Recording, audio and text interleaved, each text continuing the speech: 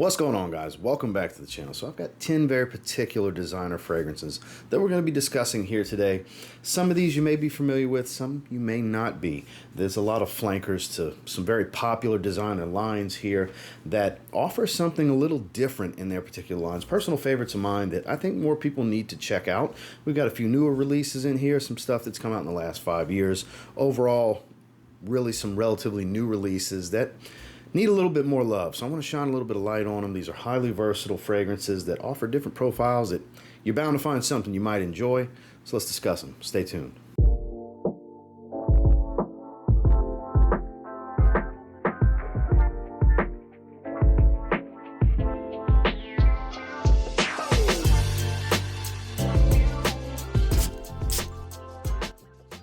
Starting with one from a designer brand that, you know, it's a lot of bang for your buck here when we're talking from the discount market, from the gray market, the online discounters, because Issey Miyake puts out a lot of really good flankers in their famed L'eau d'Issey line. And one that doesn't get enough love is Eau and Cedre. This is a watery, earthy, woody type of fragrance. Obviously, it's based around cedar. There's a little bit of a smoked earth nuance. I don't even remember if vetiver's in this one in particular, but it smells like a similar earthy vetiver that can be found in another flanker from here, the L'eau d'Issey vetiver flanker. This one does have a fresh watery accord. And like I said, this almost dry, woody-like tone that's kind of brought back from being too dry of an aroma because of this watery accord that it does have. It's a woody aromatic that's not soapy clean. Smells of decent quality. You can get this one in the realm of 50 bucks. It's an above average performer in that 6 to 8 hour range in longevity. And while it's not reinventing the wheel in woody aromatics, it doesn't smell like every other woody aromatic out there. It's definitely worth checking out in my opinion. It's Issey Miyake L'eau d'Issey Eau and Cedre. Super high compliment factor on this one, not just for me, but for many of my viewers that have given me feedback on this one. This was actually sent to me by a viewer a while back, and man, is it phenomenal. It is Valentino's Coral Fantasy. So, Born in Roma Coral Fantasy is going to give you this beautiful spiced apple, slight earthiness, and the biggest difference for me here is it has a little bit of an Ambroxan kind of metallic shower gel-like feel hovering in the background, even though I wouldn't call it the most synthetic fragrance out there. It's not the most natural smelling either, but the trail in this one, that lingering scent that's going to float around you, is pure magnificence. Like I said, high compliment factor. There's no guarantees you're going to get a compliment from any fragrance, including this one. But performance is above average again on this one. Not a monster. Far from a weak performer.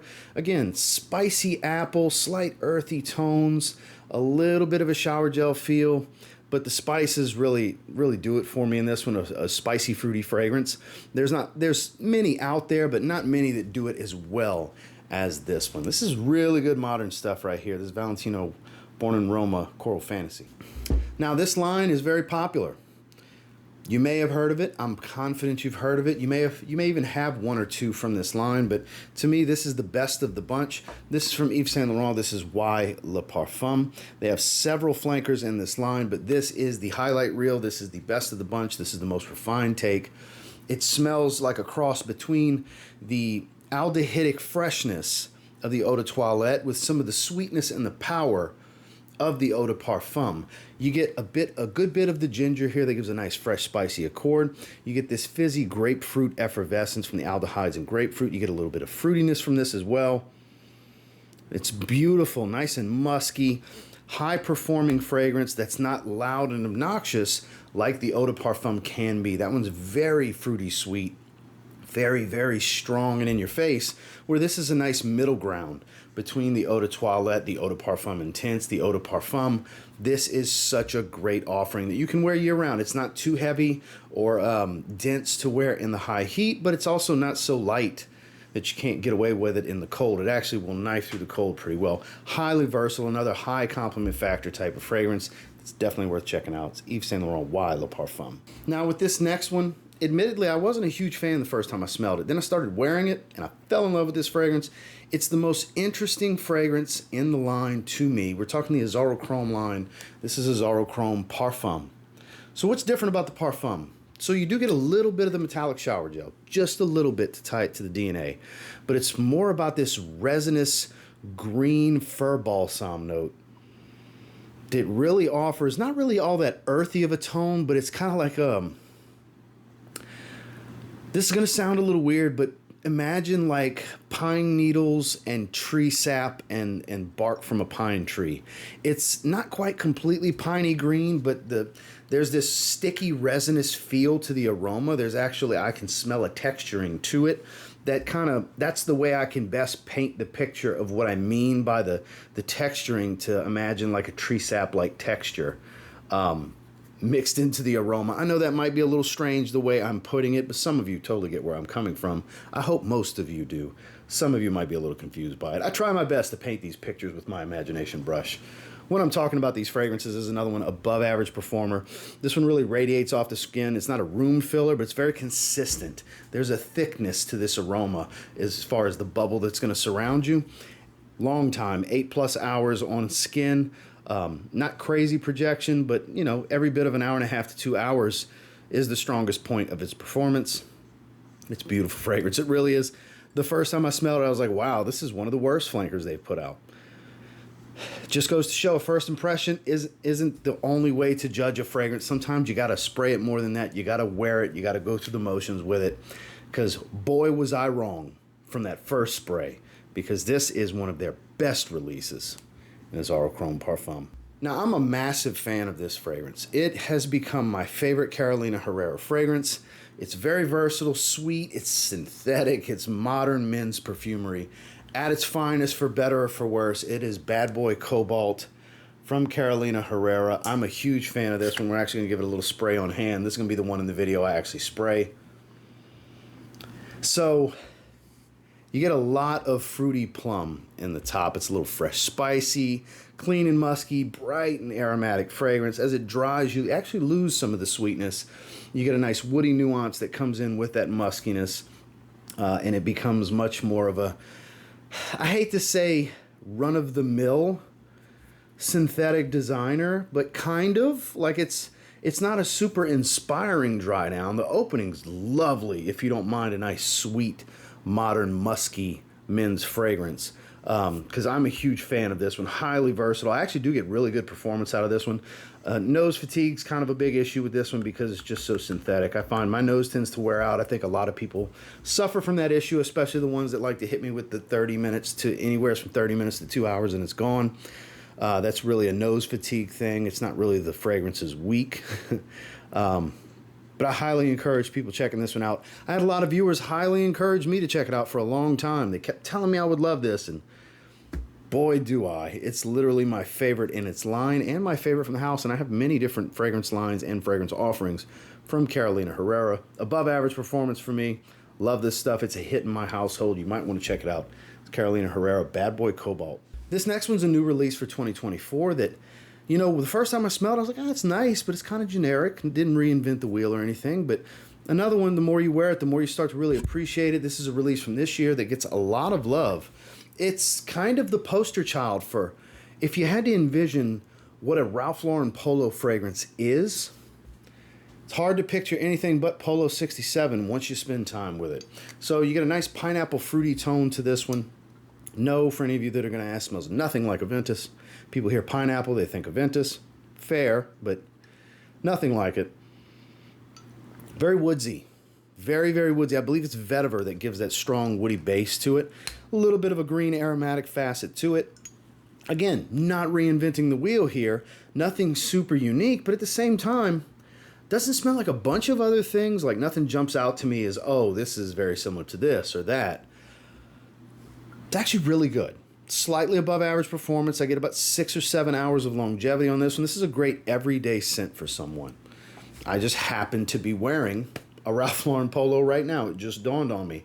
It's quintessential for my attire. I've got some light wash jeans, nice casual sneakers on, Asics Gel Light 3s. This fragrance would go perfect with my current attire. Great everyday, semi-casual to casual type of fragrance that can really go semi-formal if you need it to. Great work fragrance, just great. You know, decent compliment factor. I haven't gotten a ton of compliments from this one personally, but I could see where it would garner it. It's worth checking out. It's actually really good. It's Polo 67. Now, this is one of the better affordable fragrances I've come across in a while. It reminds me kind of Dylan Blue without being a heavy synthetic aquatic. It's got this minty, like, not so much minty, but very fresh green feel to it. This Himalayan poppy gives this interesting floral tone without making it all that flowery. It's John Varvatos XX Indigo. It looks cool, but that can be annoying. That jewel, that dangling medallion. But the fragrance, nice musky, a little bit fresh spicy, very green and woody. It's slowly becoming my favorite John Varvatos fragrance as far as a wearability standpoint, because I think it's just highly versatile. And even though I get, like, Dylan Blue is the closest thing I can relate it to, and it still doesn't quite smell like Dylan Blue. So it's a bit of a reach, honestly, but that's about the closest profile I can kind of pull it towards. But, I mean, we're talking like maybe 20-30% tie-in here. It's just, again, back to the imagination brush, trying to paint a picture for somebody that can't just smell along while I'm talking about it. Average performance, right in that 5 to 6 hour range, nothing crazy. I have clocked it around 7 hours as well, so let's call it 5 to 7 hours in that middle ground realm as far as longevity. This is just really, really good. You can get this one in the $30 to $45 range, depending on if you get a tester, which all the tester is a full presentation with a little sticker on the box that says tester, because that's what this is. I paid like $35, $36. 125 ml, 4.2 ounce. You get a big bottle.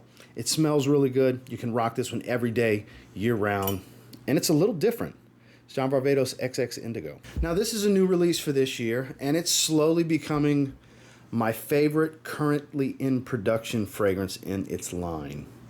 Because if Profumo was still in production, I would say that. And yes, I've heard that the new version of Acqua di Gio Profondo is closer to Profumo. I understand, because I know somebody's going to say that. And I'll try that eventually. I have the 2023 release. But for me, in 2024, I'm a huge fan of Profondo Parfum in the Acqua di Gio line. This is a very ambery aquatic fragrance. It removes the green elements and the mineral elements from the original, which from what I've seen with feedback, some people are pretty disappointed about. But if you already have Profondo, I like the welcome change.